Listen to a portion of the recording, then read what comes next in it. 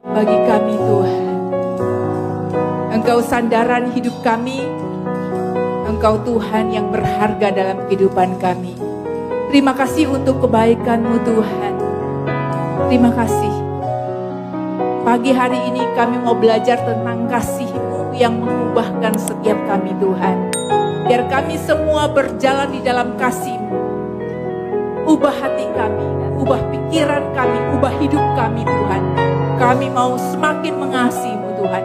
Kami mau semakin berjalan dalam kebenaran-Mu Tuhan. Berbicara kepada setiap kami, jamah hati kami, ubahkan kami Tuhan. Biar semua orang yang datang ke tempat ini mendapat kekuatan yang baru. Roh yang bernyala-nyala bagi Engkau Tuhan. Hati yang diubahkan, hati yang menyenangkan hati-Mu Tuhan. Terima kasih Tuhan, bawa semua orang di tempat ini untuk dekat dengan-Mu. Dan juga untuk semua yang mengikuti via live streaming, biar Engkau juga jamah di tempat mereka masing-masing. Terima kasih Tuhan, sembunyikan hamba-Mu di belakang salib-Mu. Kami mau berjumpa dengan kuasa kasih dan kebenaran-Mu di tempat ini. Terima kasih Tuhan, di dalam nama Tuhan Yesus.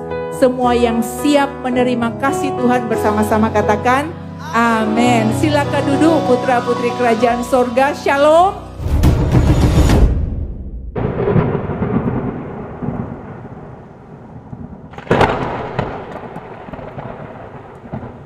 Ada sukacita yang luar biasa di tempat ini, amin. Semuanya sukacita? Yang sukacita lambaikan tangan. Kasih kemuliaan untuk Tuhan Yesus kita. Saya juga sangat bersukacita ada di tempat ini. Pastor Michael lagi ada di Israel. Jadi saya ketemu dengan pelayan-pelayan Tuhan yang luar biasa. Dan juga ada Ibu Ira dan juga jemaat yang sangat antusias, cinta Tuhan. Rajin untuk datang beribadah bersama-sama, itu merupakan sebuah anugerah. Nah, bagi yang belum kenal, perkenalkan, nama saya Sumiati Supit, nama kecil saya Mimi. Suami dan saya, kami berdua dikaruniai 3 orang putra. Karena marganya Supit, udah tahu dong, asalnya dari mana? Dari Manado, ya. Nah, dan hari ini saya mau bicara tentang kasih yang mengubahkan. Karena hanya kasih Yesus yang bisa mengubahkan kita semua. Dan kalau kita tahu kebenaran akan kasih Tuhan Yesus, kebenaran akan kasih Bapa, Putra, dan Roh Kudus di dalam kehidupan kita, maka hidup kita akan jadi berubah. Jadi bagi Bapak Ibu yang ada di dalam ruangan ini maupun yang mengikuti via live streaming, kita sama-sama, ayo belajar tentang kasih Tuhan kita. Sehingga kehidupan kita itu semuanya jadi berubah.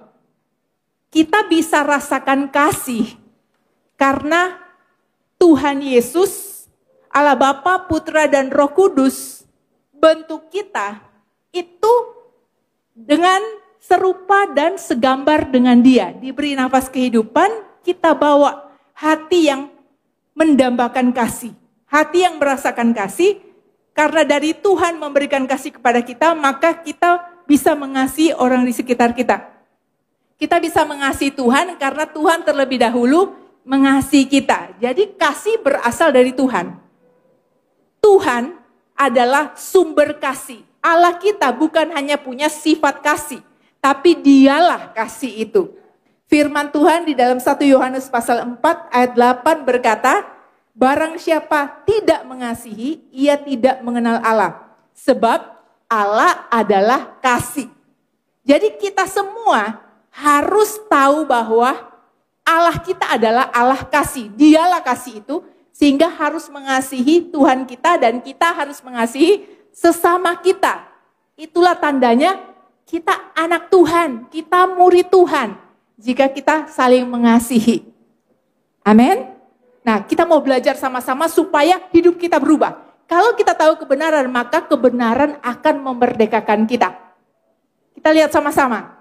Apa yang bisa mengubah kita? Kasih yang seperti apa? Kita lihat 7 kebenaran yang mengubah hidup orang percaya. Yang pertama, kita harus tahu tujuan utama hidup kita ini apa? Tujuan utama hidup saya adalah dikasihi oleh Tuhan. Luar biasa kan? Amin. Terasa hangat di hati. Saya tahu tujuan hidup kita itu ada macam-macam. Dipanggil untuk lakukan amanat agung, dipanggil untuk memberi bagi orang yang tidak mampu, melayani, melakukan kebaikan, melakukan kebenaran yang firman Tuhan sudah tulis. Tapi ternyata tujuan utama hidup kita adalah untuk dikasihi oleh Tuhan. Luar biasa kan? Tuhan ciptakan Adam untuk supaya Tuhan bisa mengasihi Adam. Jadi meskipun kita melalui proses dan banyak penderitaan, jatuh bangun di dalam dunia ini, ternyata tujuan Tuhan menciptakan kita adalah untuk supaya kita diberi kasih oleh Tuhan.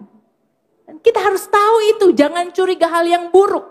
Tuhan itu mau supaya kita bisa merasakan kasih sayang Tuhan. Itu maksud Tuhan. Kalau kita hidup di dunia ini, kita harus tahu, kalau kita benar-benar ingin paham, maka kalau kita mau lihat ada benda-benda tertentu yang kita nggak tahu, itu fungsinya apa, benda apa itu. Kita cari taunya bagaimana? Kita bisa tanya pada pencipta benda itu. Itu yang pertama. Atau kita bisa baca buku manualnya. Alat itu untuk apa? Atau ada juga yang kita tahu, begitu lihat kursi kita tahu bahwa yang menciptakan kursi itu ingin supaya orang yang duduk di kursi itu bisa nyaman, bisa duduk dengan lama, bisa beristirahat ketika duduk di kursi. Jadi ada fungsinya dan kita tahu. Kalau kita tidak tahu, kita baca buku manual. Kalau kita tidak tahu, kita tanya pada pencipta. Demikian juga hidup kita. Kita nggak tahu tujuan hidup apa, maka harus tanya pada pencipta dan baca buku manualnya. Ada di Alkitab. Kita diciptakan untuk apa? Bapak Ibu, kita ini diciptakan Tuhan bukan untuk bekerja, menghasilkan uang, kemudian meninggal. Atau kita diciptakan untuk ngabisin oksigen. Atau kita diciptakan untuk, ya yang penting ada di muka bumi, ya udah. Kita nggak diciptakan tanpa tujuan loh oleh Tuhan. Selalu dengan tujuan. Kita lihat sama-sama di kitab Yudas pasal 1 ayat 1. Firman Tuhan katakan, dari Yudas, hamba Yesus Kristus dan saudara Yakobus, kepada mereka yang terpanggil yang dikasihi dalam Allah Bapa dan yang dipelihara untuk Yesus Kristus. Yudas katakan, yang terpanggil, yang dikasihi dalam Allah Bapa dan yang dipelihara untuk Yesus Kristus. Jadi tujuan utama hidup kita untuk dikasihi oleh Tuhan. Itu ditulis oleh Yudas. Yudas ini siapa? Dia di situ dengan rendah hati dikatakan dari Yudas, hamba Yesus Kristus. Dia nggak tulis dia adalah saudara Tuhan Yesus. Dia rendah hati. Dia tulis tujuan hidup kita. Sekalipun kita tahu bahwa kita harus melayani, memberi, tapi tujuan utama bukan loh. Bahkan bukan untuk melayani dan memberi. Tujuan utama pertama kali hidup kita adalah untuk dikasihi oleh Tuhan. Yudas tulis. Dan Yudas ini saudaranya Tuhan Yesus. Tuhan Yesus itu di dalam firman Tuhan punya saudara. Saudara anak dari Yusuf dan Maria. Ada Yudas, ada Yoses, ada Yakobus dan ada Simon. Dan saudari-saudari perempuannya yang nggak tahu jumlahnya berapa. Ya, jadi Yudas ini saudara Tuhan Yesus dari Maria dan Yusuf. Dan Tuhan Yesus kita tahu dia 100% Allah dan 100% manusia. Maria mengandung Tuhan Yesus dari Roh Kudus. Nah, Yudas ini adalah saudara Tuhan Yesus. Jadi dia yang tulis, dia itu ikut Tuhan Yesus, mengakui Yesus sebagai Tuhan ketika Tuhan Yesus bangkit dari mati. Waktu Tuhan Yesus masih jadi saudara dan melayani dia sebelum bangkit dari mati, waktu masih menjadi saudaranya sampai akhir sih. Tapi waktu belum bangkit dari mati, Yudas dan saudara-saudaranya belum mengakui Tuhan Yesus sebagai Tuhan. Karena sulit mengakui saudara adalah Tuhan, iya kan? Karena satu rumah sama-sama. Maria sebagai ibu juga nggak gampang. Bayangkan ketika Yesus bersaudara dengan Yudas, Simon, Yakobus, Yoses. Kalau Yudas berselisih paham dengan Yesus, kan namanya juga anak-anak. Pasti ada adu argumen, berselisih paham, ada berantemnya. Tapi Tuhan Yesus itu nggak pernah salah. Nggak pernah berdosa. Jadi Maria juga nggak gampang. Begitu Yudas berantem sama Tuhan Yesus, yang dipanggil siapa? Yudas, das, kamu yang salah. Karena Yesus nggak pernah salah. Jadi saudaranya nggak gampang juga ya. Ketika Yakobus beradu mulut dengan Yesus, yang salah, ya Yakobus. Karena Yesus nggak pernah salah. Selalu anak yang lain yang ditegur. Karena Yesus nggak pernah salah. Jadi nggak gampang. Jadi saudaranya Yesus. Tapi Yudas tulis, kalau tujuan utama dari hidup manusia adalah dikasihi oleh Tuhan. Menerima kasih dari Tuhan. Itu luar biasa loh. Kalau kita tahu tujuan hidup kita yang paling utama, itu disayang, dikasihi, untuk menerima kasih dari Tuhan, itu luar biasa. Dan panggilan utama hidup kita ternyata adalah menikmati hubungan kita dengan Tuhan. Itu panggilan utama hidup kita. Supaya kita tahu bahwa kita ini putra-putri kerajaan sorga. Kita harus menikmati hubungan dengan Tuhan. Itu adalah panggilan utama hidup kita. Jadi kita dipanggil untuk supaya ada hubungan ayah dan anak. Makanya firman Tuhan katakan kita boleh panggil dia ya Aba, ya Bapa. Dia papa kita. Nah kalau kita tahu, orang percaya tahu, aku dikasihi oleh Tuhan. Tujuan Tuhan mengasihi aku. Dan ternyata tujuannya, panggilannya adalah supaya aku punya hubungan yang akrab, yang intim, yang erat dengan papaku. Aku sebagai putra-putri kerajaan sorga. Kita akan punya sikap hati yang berbeda. Kita akan tahu ada sumber di belakang yang mendukung kita. Ada pribadi yang sangat sayang pada kita. Kita akan bersikap berbeda. Hati kita beda, pikiran kita beda. Karena kita tahu kita disayang. Ada hubungan antara papa dengan saya.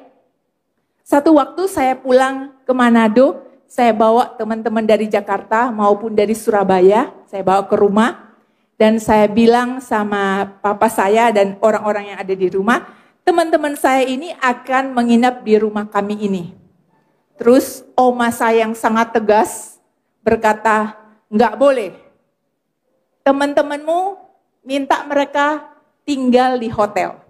Saya bilang kan ada cukup kamar, jadi mereka bisa nginep di rumah. Oma katakan enggak boleh. Papa saya dengar itu, papa saya langsung berkata, apa yang dia putuskan itu harus dilakukan karena dia anak saya. Ini rumah saya, dia anak saya, jadi keputusannya itu berlaku. Padahal papa saya sangat menghormati mama mertuanya. Enggak pernah membantah, selalu hormat dan sangat baik. Tapi saat itu ketika beliau berkata, karena dia anak, berarti dia ahli waris. Dia berhak menentukan siapa yang bisa menginap di rumah ini. Saya dengar itu, saya belajar, oh ternyata anak itu seperti itu. Ada akses dari papa berikan terhadap anak, untuk anak bisa pakai fasilitas yang dari papa.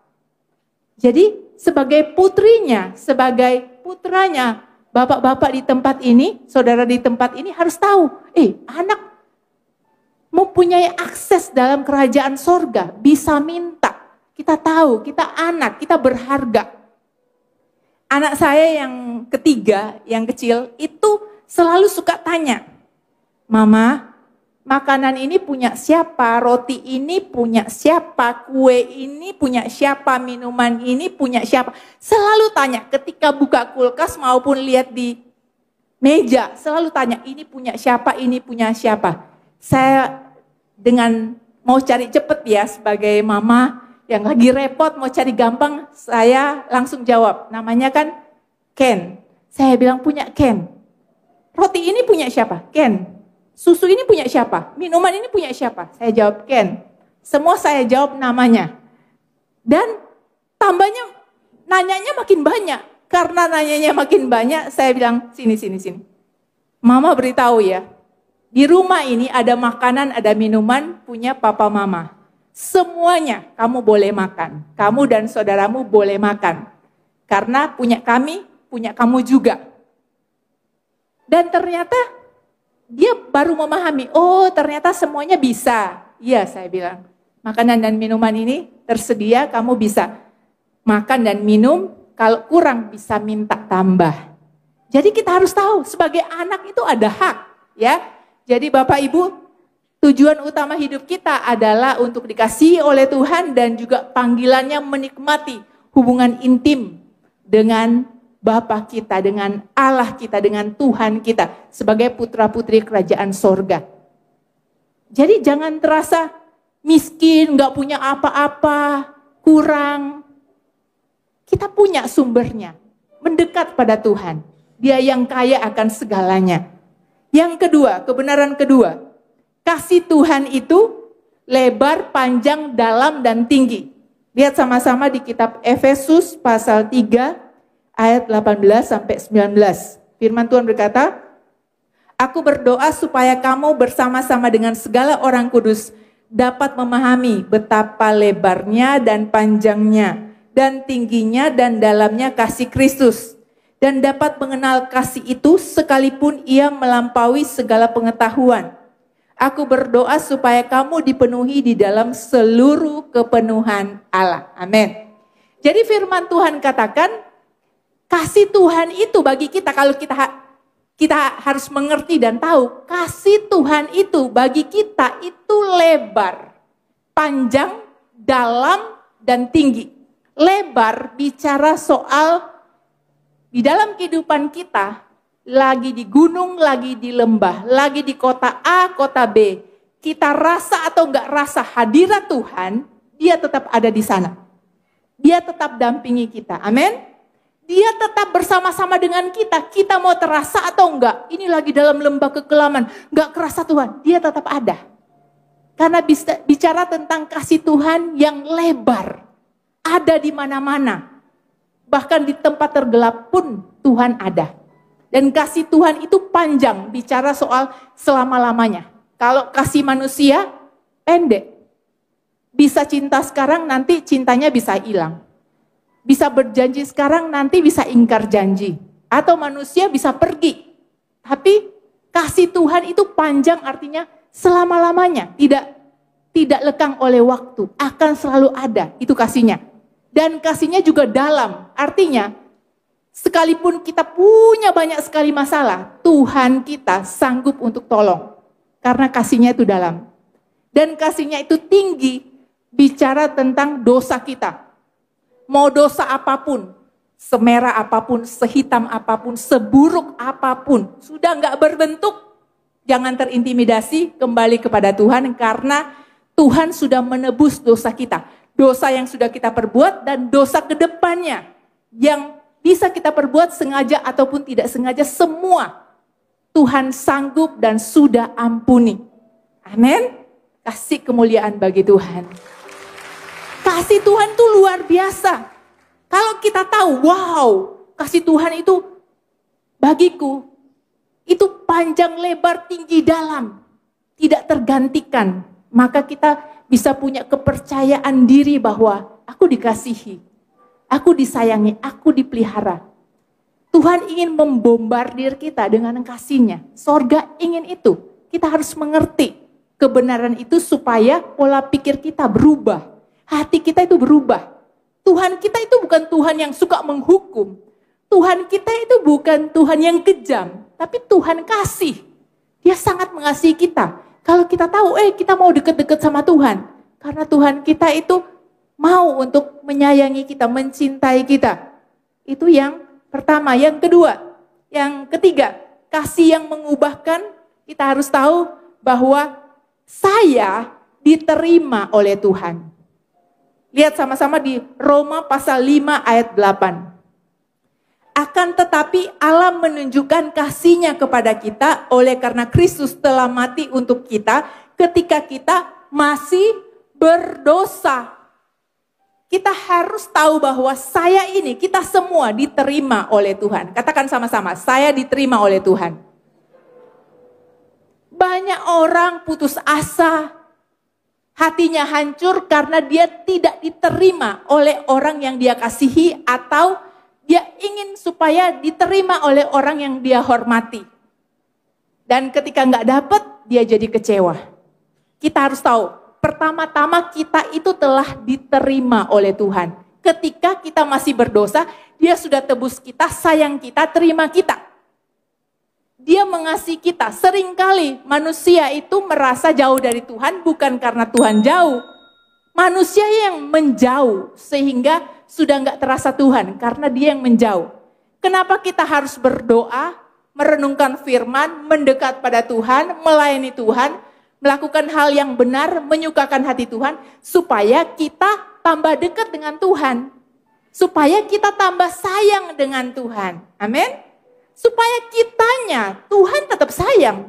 Sayang Tuhan tetap luar biasa. Dulu, sekarang, selamanya tidak berubah. Tetap sayang. Ketika kita lakukan semua mendekat pada Tuhan, kita yang tambah sayang Tuhan. Sayang Tuhan tetap luar biasa dalam kehidupan kita. Kita ini diterima oleh Tuhan. Seringkali kita mengejar penerimaan orang lain, padahal kita nggak tahu ternyata orang lain itu gambar dirinya rusak. Orang lain itu sulit menerima diri sendiri. Dia minder, atau dia sombong, atau dia NPD. Dia mengalami masalah demi masalah dalam dirinya, tapi kita berharap orang itu terima kita. Pulih aja belum, tidak bisa terima dirinya, bagaimana dia bisa menerima kita? Bisanya dia melukai kita. Jadi, Bapak Ibu, cukup tahu saya diterima oleh Tuhan, itu cukup. Karena saya diterima, saya mengasihi orang lain. Saya menerima orang lain. Saya lihat loh, opa-opa 80 tahun, nangis, berguling-guling di lantai. Kenapa? Dia nangis karena dia ingat akan papanya yang tidak mengakui prestasi kerjanya, yang dia sudah berusaha, tapi papanya selalu berkata dia kurang. Saya lihat pemandangan itu, saya merasa takjub loh. Sudah 80 tahun, masih merindukan pengakuan dari papanya. Padahal dia orang percaya. Saya tanya, Pak, papanya di mana? Sudah meninggal papanya. Waktu bapak meninggal, bapak sudah bekerja? Sudah, tapi tidak diakui prestasinya. Bayangkan, menunggu penerimaan sampai akhir, yang tidak ada akhirnya. Terima bahwa kita itu diterima oleh Tuhan. Jangan juga jadi orang yang ketika bermain media sosial, TikTok, X, ataupun Facebook, Instagram, kalau di like hati berbunga-bunga, wah aku diterima. Tapi kalau nggak di like, ya aku kan selalu like dia, kok nggak di like back ya? Aku selalu komen, kok nggak di komen ya? Jadi sukacita itu jangan ditaruh kepada penerimaan orang. Cukup tahu kita diterima oleh Tuhan. Dan kita menerima orang lain, bagikan berkat. Nanti Tuhan yang akan bikin orang-orang di sekitar kita itu menerima kita.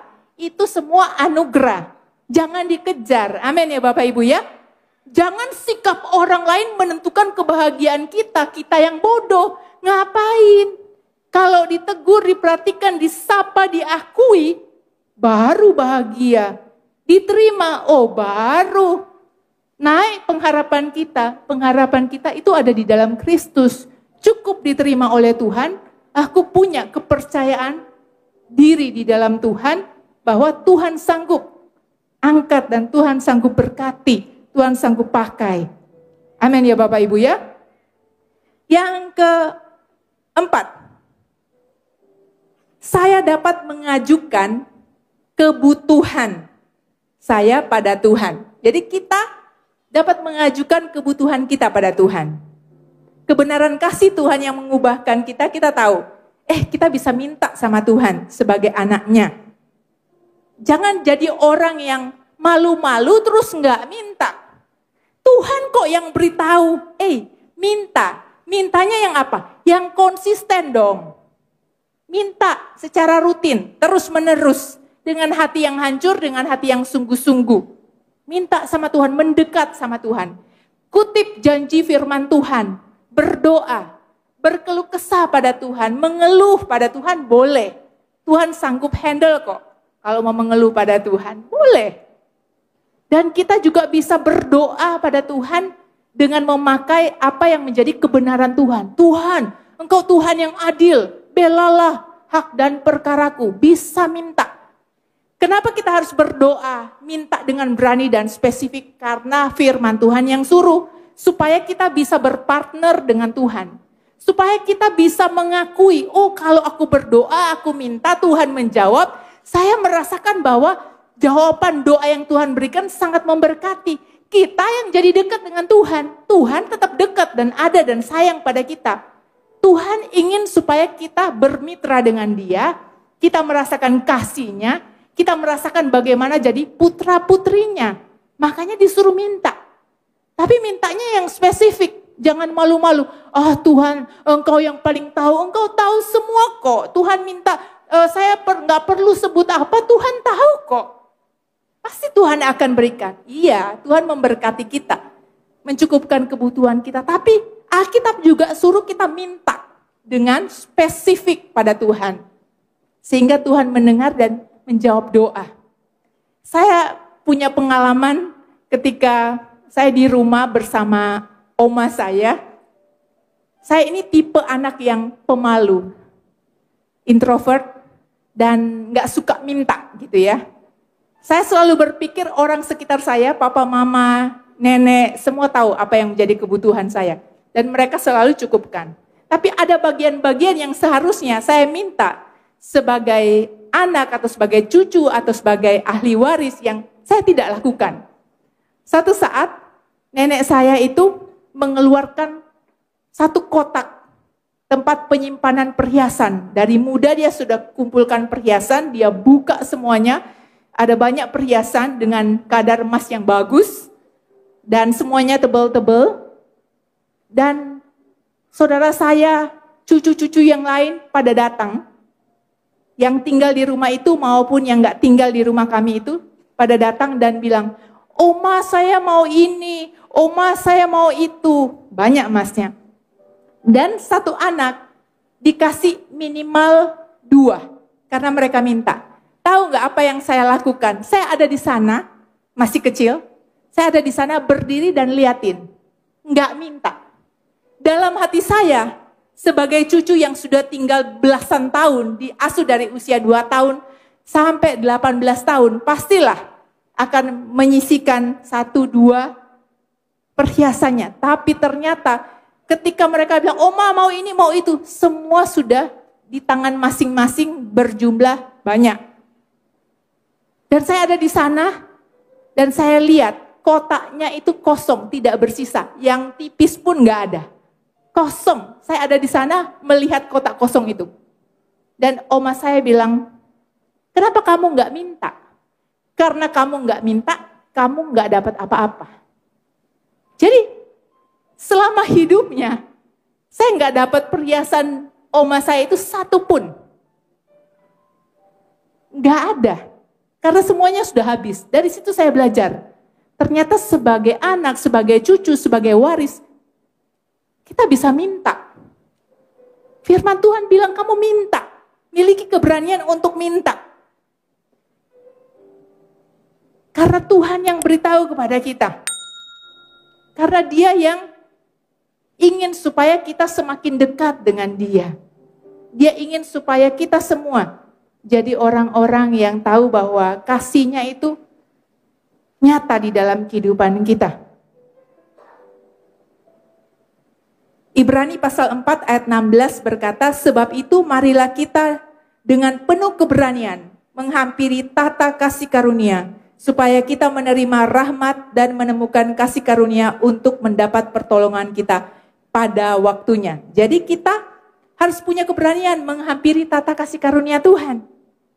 Karena ada yang luar biasa yang Tuhan siapkan. Yang kelima, dalam segala keadaan, kebenaran selanjutnya, dalam segala keadaan, saya memiliki damai. Jadi damai itu dari Tuhan. Tuhan kasih kepada kita. Damai itu beda dengan rasa gembira, senang. Kalau gembira dan senang, kita rasa gembira, kita rasa senang karena keinginan kita itu tercapai, terpenuhi. Tapi kalau damai yang Tuhan Yesus berikan, Tuhan Yesus katakan bukan damai yang dunia berikan. Damai yang Tuhan berikan itu damainya Tuhan diberikan kepada kita. Dalam situasi kacau, badai, gak enak sekalipun tetap ada damai. Karena kita tahu kita ini milik Tuhan, anak Tuhan. Filipi 4 ayat 7 dikatakan, damai sejahtera Allah yang melampaui segala akal akan memelihara hati dan pikiranmu dalam Kristus Yesus. Jadi ada damai yang Tuhan berikan. Bahkan saya tahu banyak kasus Bapak Ibu ditipu oleh orang, dicurangi, diperlakukan tidak adil, harta benda diambil, ada yang berhutang nggak bayar, ada yang kemalingan, ada yang kecurian. Tapi Tuhan ajarkan bahwa Dia berikan kita damai. Dan bicara tentang damai juga bicara tentang pengampunan. Ada orang yang berbuat jahat kepada kita. Kita marah dong kalau hak benda kita, harta benda kita, semua yang kita punya atau apa yang menjadi hak kita diambil oleh orang lain. Kita bisa marah kan? Kita bukan tiba-tiba ketika ada yang curangin, ketika ada yang maling barang kita.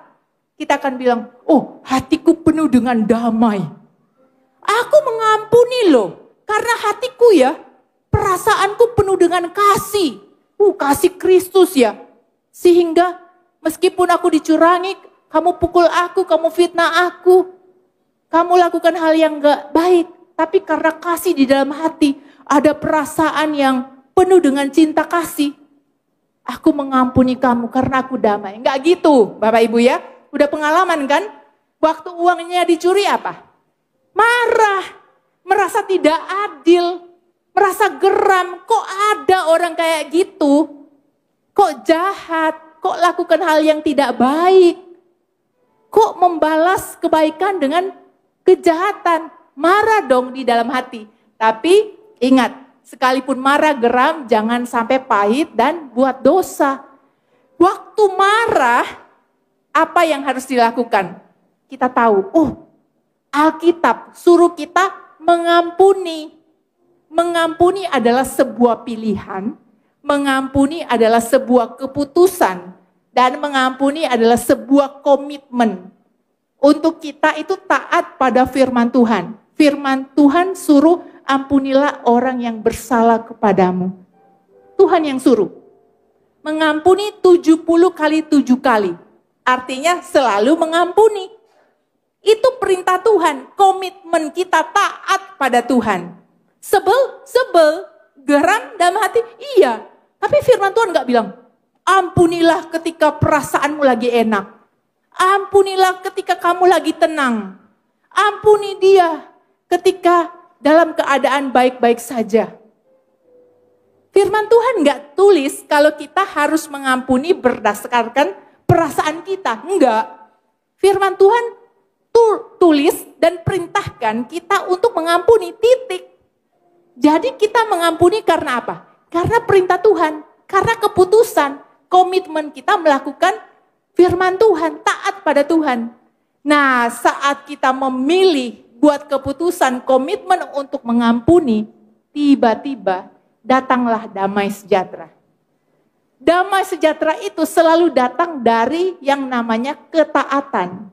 Saat kita taat, apa yang Tuhan suruh, meskipun hati berkecamuk, marah semuanya, waktu kita taat, muncul damai sejahtera. Damai sejahtera enggak muncul duluan.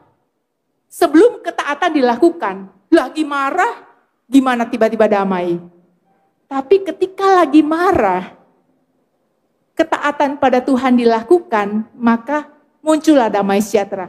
Begitu damai masuk, maka hati dan perasaan kita akan mengikuti perasaan dari keputusan kita, keputusan yang kita ambil. perasaan kita akan timbul rasa belas kasihan. Karena mengikuti keputusan yang sudah kita ambil dari awal, yaitu untuk mengampuni. Jadi Bapak Ibu kalau mau belajar mengampuni, satu, belajar taat sama Tuhan. Komitmen sama Tuhan. Kita lakukan karena perintah Tuhan. Itu. Nanti hati yang taat keluar damai sejahtera. Jangan juga, aku mengampuni kok, tapi biar barah tercurah atas kepalanya. Biar Tuhan engkau yang balas. Engkau hajar dia Tuhan. Oh, itu bukan mengampuni. Itu bagian Tuhan. Cukup kita mengampuni. Jangan jadi orang yang marah, kepahitan, benci. Dan berharap orang lain celaka karena kita marah dan benci. Jangan jadi orang yang minum racun dan berharap orang lain mati. Saya banyak menemukan kasus beberapa anak jadi bisu. Karena ketika mamanya itu marah dengan papanya, maka mamanya bisikin dan suarakan hal-hal yang gak baik. Nak, papa itu sudah gak sayang dengan kita, papa tinggalkan kita. Papa sudah dengan wanita lain karena papa gak sayang dengan kamu, dengan mama. Papa itu jahat. Terus makanin racun bagi anak. Kebanyakan saya temui anak-anak itu dikuasai roh bisu dan tuli. Kenapa? Karena dikasih makan racun. Berharap papanya yang kena. Bukan papanya yang kena, anak sendiri yang kena. Jadi ibu-ibu, bapak-bapak di tempat ini, kalau lagi marah dengan orang, atau lagi benci dengan orang, ya tentu saja harus mengampuni. Tapi kalau dalam kondisi benci dengan orang, jangan kasih makan orang-orang terdekat kebencian yang sama. Karena itu kasih makan racun, berbahaya. Harus kita bagikan kebenaran dan kasih, bukan kasih racun ke orang lain. Diri sendiri makan racun, kasih juga orang-orang terdekat. Hati jadi rusak, jadi pembenci, tidak diberkati. Ya, jadi harus jadi orang yang sehat. Yang keenam, saya memilih untuk menyembah Tuhan daripada khawatir. Saya memilih untuk worship daripada worry. Jadi kita semua dipanggil untuk menyembah Tuhan daripada jadi orang yang khawatiran. Matius 6 ayat 31 sampai ayatnya yang ke-33. Sebab itu janganlah kamu khawatir dan berkata, apakah yang akan kami makan? Apakah yang akan kami minum? Apakah yang akan kami pakai? Semua itu dicari bangsa-bangsa yang tidak mengenal Allah. Akan tetapi Bapamu yang di sorga tahu bahwa kamu memerlukan semuanya itu. Tetapi carilah dahulu kerajaan Allah dan kebenarannya. Maka semuanya itu akan ditambahkan kepadamu. Jadi Tuhan panggil kita untuk apa? Untuk menyembah, untuk worship. Bukan untuk worry, bukan untuk khawatir. Kita jadi orang harus lepaskan kekhawatiran. Khawatir di awal sebentar itu baik kalau kita lakukan persiapan. Tapi ada orang yang khawatirnya berlarut, sampai akhirnya jadi sakit. Sakitnya macam-macam. Karena dia memberi makan rasa khawatirnya. Terus khawatir. Orang yang khawatiran, firman Tuhan katakan, berarti orang itu tidak mengenal Tuhannya. Orang yang khawatir itu adalah orang yang melupakan bahwa Tuhan itu sanggup menolong dia. Orang yang khawatir adalah orang yang pura-pura jadi anak yatim. Kita anak yatim bukan? Bukan kan? Kita ini putra-putri kerajaan sorga. Jadi jangan berlagak jadi anak yatim. Enggak. Kita ini anak yang luar biasa karena kita punya papa yang luar biasa dalam kerajaan sorga yang punya segalanya. Kita bisa mendekat dan pegang jubahnya Tuhan kita dan berkata, tolong aku, dampingi aku. Dan dia mendengar. Jadi stop khawatir, gak usah khawatiran. Khawatir tidak menambah sehasta apapun dalam hidup kita. Khawatir berlebihan, masalah tetap ada kok. Stop. Serahkan semua kepada Tuhan. Yang ketujuh, saya memilih untuk beriman dan bertindak daripada mengeluh. Firman Tuhan katakan di dalam Yakobus pasal 2 ayat 22, kamu lihat bahwa iman bekerja sama dengan perbuatan-perbuatan, dan oleh perbuatan-perbuatan itu iman menjadi sempurna. Jadi harus pilih jadi orang yang beriman dan bertindak. Jangan jadi orang yang suka mengeluh. Lebih baik punya iman dan bertindak daripada jadi orang yang suka bersungut-sungut. Kalau suka sungut-sungut, maka kekuatannya hilang. Orang gak suka. Vibes-nya jadi gak enak. Negatif semua yang dipancarkan. Harus jadi orang yang beriman dan bertindak. Kita ini adalah orang beriman. Dipanggil untuk percaya pada Tuhan. Iman adalah percaya bahwa Tuhan datang dan menolong kita. Makanya kita percaya sampai akhir. Jangan jadi orang yang suka cari solusi di luar Tuhan. Banyak orang yang suka cari solusi di luar Tuhan. Ketika sakit, denger tetangga bilang ada orang pintar. Pergi ke sana loh, minum ini. Pergi ke sana loh, disembur. Atau kalau mau buka usaha, tanya loh sama suhu A, suhu B. Jangan cari solusi di luar Tuhan. Lebih baik kita beriman, bertindak, berdoa, mendekat pada Tuhan. Dan dia akan menjawab. Amin. Ada loh, seorang wanita cantik, ingin dapat jodoh, seorang yang mapan dari keluarga yang berada, pergi ke suhu untuk tanya, minta jodoh dari Tuhan. Minta jodohnya, mau tanya jodohnya itu seperti apa? Enggak minta sama Tuhan, tapi tanya ke suhu. Dan suhunya bilang, kamu harus cari jodoh pria yang jelek banget mukanya dan perawakannya. Bayangkan, seorang wanita cantik yang berkecukupan disuruh cari suami yang mukanya jelek supaya hoki. Menurut saya sih dia sudah dikerjai oleh suhu ya. Dia kemana-mana cari pria jelek. Saya membayangkan ketika dia sudah menikah, dia ranjang, dia buka mata, dia lihat ada pria jelek di sampingnya dan dia berkata, wow, kamu pembawa hoki. Suhu itu bilang, semakin jelek semakin besar hokimu. Menurut saya dia dikerjain. Sebagai anak Tuhan, kita harus tahu, berkat kita itu dari Tuhan. Sama sekali jangan cari berkat di luar Tuhan. Amin Bapak Ibu ya, punya iman. Kita ini dikasihi, kita ini punya Tuhan yang luar biasa. Saya minta Bapak Ibu bangkit berdiri. Hari ini Bapak Ibu belajar sesuatu, amin. Mari kita berdoa. Terima kasih Tuhan. Kami tahu bahwa kasih-Mu mengubahkan setiap kami Tuhan. Hari ini kami datang kepadamu, kami buka hati kami. Engkau yang melihat persoalan masalah kehidupan kami. Engkau yang melihat setiap kami Tuhan. Dan kami anak-anak-Mu mau mendekat kepadamu. Bapak Ibu Saudara, hari-hari ini kalau Bapak Ibu Saudara jauh dari Tuhan, jauh dari kasih Tuhan. Kasih Tuhan itu ada, dekat, tapi Bapak Ibu merasa jauh. Dan banyak masalah yang Bapak Ibu hadapi sehingga membuat perasaan Bapak Ibu terasa jauh dari Tuhan. Dan merasa putus asa. Yang seperti itu angkat kedua tanganmu. Saya mau berdoa untuk Bapak Ibu. Tuhan, Engkau melihat tangan-tangan yang terangkat untuk anak-anak-Mu yang merasa jauh daripadamu.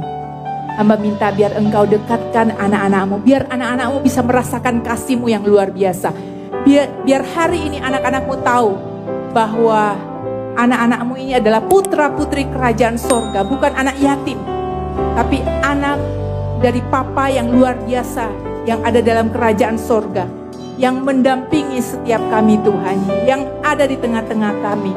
Hari ini hamba berdoa melepaskan berkat jasmani, rohani, kesehatan atas anak-anak-Mu Tuhan.